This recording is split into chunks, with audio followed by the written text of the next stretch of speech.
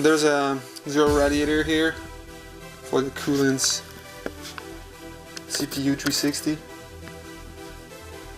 There you have 3 GTX 470s water cooled. The quick disconnect. This is the exhaust here, right there. That's the exhaust for the quick disconnect for the water. There's 2 loops because I have this coolant's front panel from tank. And there's 2 PMP 450S in there.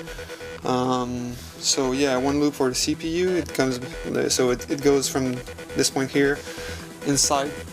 It goes out from the CPU inside the dual radiator. It's a coolant's one as well. And then it goes back into the tank. And the second loop goes from the tank to the graphics card. And then it goes all the way back and goes into the exterior radiator out there, and then it comes back behind here, and this is actually this one here, just behind on the top of the motherboard, goes back in there.